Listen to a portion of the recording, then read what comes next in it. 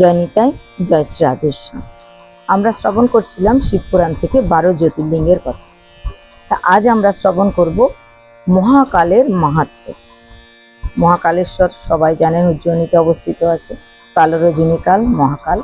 তো এই মহাকালের মাহাত্ম্য এবং শিব ভক্ত রাজা চন্দ্রসেনের প্রসঙ্গ শ্রবণ করব। আসুন শ্রবণ করি আমরা। সুতমণি বলছেন ব্রাহ্মণদেরকে, ভক্তদের রক্ষাকারী মহাকাল নামক জ্যোতির্লিঙ্গের মাহাত্ম্য ভক্তিভাব বৃদ্ধিকারী। এই মহাকালের যে মাহাত্ম্যটা আমরা শ্রবণ করব, এটা কি করে বলে আমাদের ভক্তিভাব বৃদ্ধি করে। শ্রদ্ধাভাবে শ্রবণ করো। উজ্জয়িনী নগরীতে চন্দ্রসেন নামে একজন রাজা ছিলেন।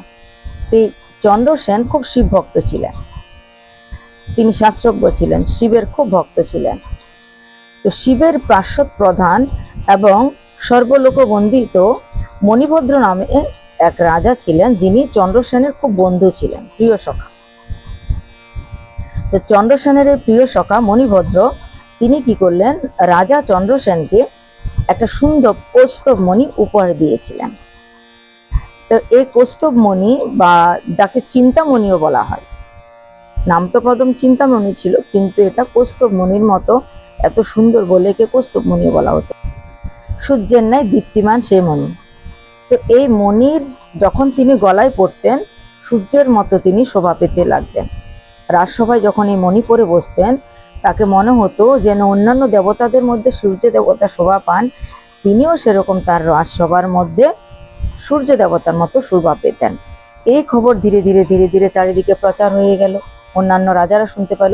বিভিন্ন রাজারা শুনে তাদেরও ইচ্ছা হলো এই চিন্তামণিটা হরণ করে নেওয়ার জন্য।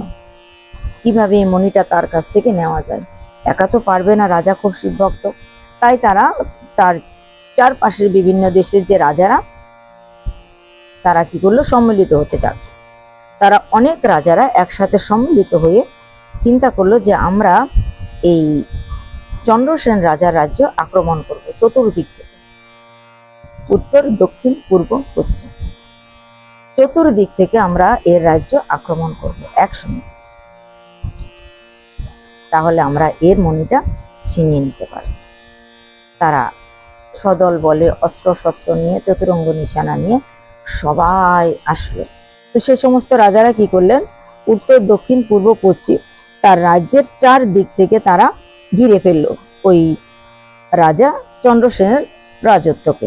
4 দিক থেকে তার রাজ্যকে তারা ঘিরে ফেললো আক্রমণের অপেক্ষায়। এই খবর যখন রাজা চন্দ্রসেন পেয়ে গেলেন যে চন্দ্রসেনকে পরাজিত করার জন্য বিভিন্ন রাজারা এসছে, তিনি বিন্দুমাত্র চিন্তা না করে তিনি কি করলেন, উজ্জয়িনীর যে মহাকালেশ্বর আছেন তার শরণে গেলেন। তিনি মন্দিরে ঢুকে খুব ভালোভাবে শিবের আরাধনা করতে লাগলেন, উপাসনা করতে লাগলেন। তিনি অন্ন জল ত্যাগ করলেন। অন্ন জল ত্যাগ করে দিন রাত তিনি মহাকালের আরাধনা করতে লাগলেন। যদি রক্ষা করে তো মহাকাল করবে, আমি কি, আমি মহাকালের আশ্রয়ে এসেছি। সেই সময় সেই নগরীতে এক গোয়ালিনী তার ছোট বাচ্চাকে নিয়ে, একমাত্র পুত্র 7-8 বছরের এক বাচ্চা বালককে, বিধবা ব্রাহ্মণের পত্নী, তিনি বাচ্চাকে নিয়ে গেলেন উজ্জয়িনীতে। উজ্জয়িনীতেই তিনি বসবাস করতেন। তো মহাকালের মন্দিরে তিনি গেলেন দর্শন করতে। মহাকালের মন্দিরে দর্শন করার পর বাচ্চাটা দেখতে পেল কিভাবে রাজা ভগবানের আরাধনা করছেন। বাচ্চা ভালো করে শিবকেও দর্শন করলো, তিনি কিভাবে আরাধনা করছেন, পূজা অর্চনা করছেন, সেই ছেলেটা খুব ভালোভাবে দর্শন করলো। গোয়ালিনীর পুত্র, তারা মা ছেলে দুজনে ভগবানকে দর্শন করে চলে আসলেন বাড়িতে। উজ্জয়িনীতেই তারা থাকতো। তার বাড়িতে আসার পর সেই ছোট্ট বালকটা মনে রাখলো রাজা কিভাবে পূজা করছে শিবের। তন্ত্র মন্ত্র নিয়ম কানুন বিশেষ কিছুই জানে না। সে কেবল কিছু সময় ধরে দেখেছিল রাজা কিভাবে পূজা করে, কতটা ভক্তি শ্রদ্ধা রাজার মধ্যে আছে, তার কিছু ভাব ওই বাচ্চার মধ্যে প্রবেশ করে গেল। জানি বাচ্চা ছেলেটা কি করলো, বাড়িতে এসে তার বাড়ির পাশে এক পুকুর পাড়ে কি করলো, একটা জায়গা একটু পরিষ্কার করলো। সুন্দর একটা কালো পাথর সে নিয়ে এসে তার সামনে বসালো। একটা কুড়ে ঘরের মতো পাতা দিয়ে চারদিকে 4টে লাঠি পুঁতে উপর দিয়ে একটু পাতা টাতা দিয়ে একটা ছাউনির মতো বানিয়ে নিচে শিব ঠাকুরকে রাখলো, অর্থাৎ একটা পাথর রাখলো। আর সে মনে করছে এটাই শিব। সে তাতে জল ঢালতে লাগলো, গাছের ফুল ফল এনে ভগবানকে দিতে লাগলো। সুন্দর সুন্দর ফল, সুন্দর সুন্দর পাতা, যে পাতায় পাচ্ছে সুন্দর সেটা এনে ঠাকুরকে দিচ্ছে। চোখ বন্ধ করে ধ্যান করছে। স্মরণে তিনি ভগবানকে বিভিন্ন নৈবেদ্য অর্পণ করতে লাগলেন। সেই ছোট্ট শিশু, সে কিছুই জানে না, অবোধ বালক, তবু দেখেছিল সেখানে রাজার সামনে কত রকমের মিষ্টান্ন বিভিন্ন দ্রব্য আছে, এখানে তো কিছুই নেই। তাই কি করবে, সে স্মরণে সে সমস্ত ভগবানকে মিষ্টান্ন আদি প্রদান করতে লাগলো, ফলমূল প্রদান করতে লাগলো। এইভাবে সে দীর্ঘক্ষণ বসে পূজা অর্চনা করছে। এদিকে গোয়ালিনী খাওয়ার সময় যখন হয়ে গেল, পুত্রকে গোয়ালিনী ডাকতে লাগলো, খেতে আসো বাচ্চা, খেতে আসো।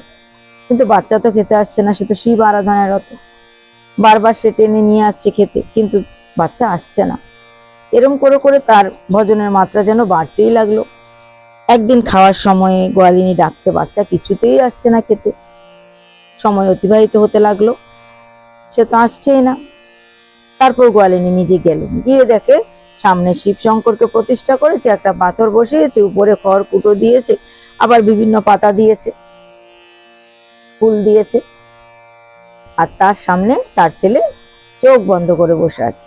অনেকবার ডাকলো, শুনলো না পুত্র। হাতে ধরে টেনে নিয়ে যাচ্ছে গোয়ালিনী, সে তো আসছে না। খুব বকলো, চিৎকার করলো, মারলো, তথাপি যাচ্ছে না। গোয়ালিনী কোনোভাবে যখন ছেলেকে আনতে পারছে না, সে কি করলো, সামনে যে শিবটা প্রতিষ্ঠিত করেছিল, সে বাচ্চাটা যে পাথরটা রেখেছিল সেটাকে তুলে পুকুরে নিক্ষেপ করলো, পুকুরে ফেলে দিল। যেই মাত্র গোয়ালিনী নিক্ষেপ করলেন সে পাথরটাকে, এবার বাচ্চাটা খুব কাঁদতে লাগলো। কাঁদতে কাঁদতে কাঁদতে কাঁদতে সেই বাচ্চা অজ্ঞান হয়ে গেল, মূর্ছিত হয়ে পড়লো সেখানে। যখন তার জ্ঞান ফিরে আসলো, সে তখন চোখ খুলে দেখতে পেল সেই শিবির, যেই ছোট্ট কুটির বানিয়েছিল সে, তার মা সবকিছু ছুঁড়ে ছুঁড়ে পুকুরে ফেলে দিয়েছিল তার সামনে। এখন তার সেই ছোট্ট শিবির আর ছোট্ট শিবির পরিণত নেই, সেটা একটা সুন্দর মন্দিরে পরিণত হয়েছে। সেই মন্দিরে অনেক মণি মুক্তা রত্নখচিত অনেক সুন্দর সুন্দর চিত্রপট নকশা সেখানে আছে। ফটিক নির্মিত সেই সুন্দর মহল,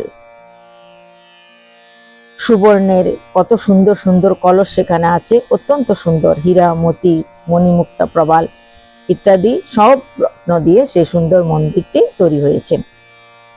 সেখানে কিন্তু তার যে শিবলিঙ্গটা, সেই শিবলিঙ্গের উপরে তিনি দেখতে পারলেন তারই পূজার সামগ্রী অর্পণ করা আছে। যে যে এই পূজার সামগ্রী তিনি অর্পণ করেছিলেন, সুন্দর কচি কচি পাতা, সুন্দর ফুল, যে যে দ্রব্য তিনি অর্পণ করেছিলেন সেই সেই দ্রব্য ওই শিবের উপরে আছে। খুব সুন্দর শিবলিঙ্গ সেখানে প্রতিষ্ঠিত হয়েছে। এই দেখে হঠাৎ করে সে উঠে দাঁড়ালো, আরে এ তো আমার সেই নৈবেদ্য ফুল যা কিছু অর্পণ করেছি, কি আশ্চর্য, এটা কি করে এরকম সম্ভব হলো। খুব ঘুরে ঘুরে দেখতে লাগলো, কত সুন্দর তার মহল, ইন্দ্রের মহলের মতো তার সুন্দর এই মন্দির। বাইরে গেলেন, এবার তিনি মন্দিরের বাইরে গিয়ে দেখলো যে দেখি আমার মা কোথায় আছে, আমাদের কুড়ে ঘরটা কি হলো। তখন সে দেখছে তাদের যে কুড়ে ঘরটা ছিল সেটাও ইন্দ্রের প্রাসাদের মতো সুন্দর হয়ে গেল, অত্যন্ত সুন্দর। সেই কুড়ে ঘর আর নেই সেখানে। বাচ্চা ছেলেটা প্রবেশ করলো সেই ঘরের ভিতরে, যে ঘরটা তাদের ছিল এখন যেটা প্রাসাদ হয়ে গেছে।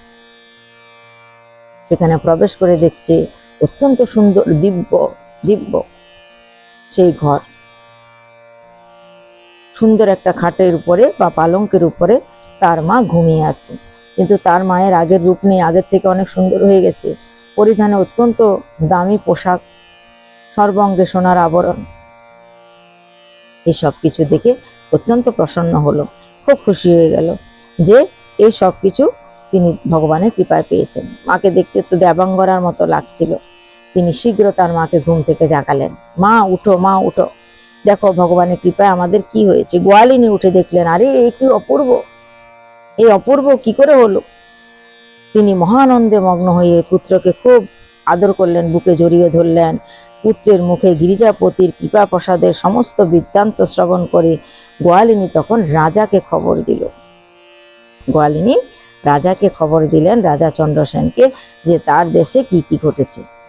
আজকে আমরা এই পর্যন্ত শ্রবণ করব। আগামীকাল আমরা তার পরের অংশ শ্রবণ করব। গোয়ালিনী রাজাকে খবর দেওয়ার পর রাজা চন্দ্রকেতু সেখানে এসে কি কি দেখলেন, কিভাবে শিবের পূজার ব্যবস্থা করলেন। আজ এই পর্যন্ত। জয় নিতাই, জয় শ্রী রাধেশ্যাম।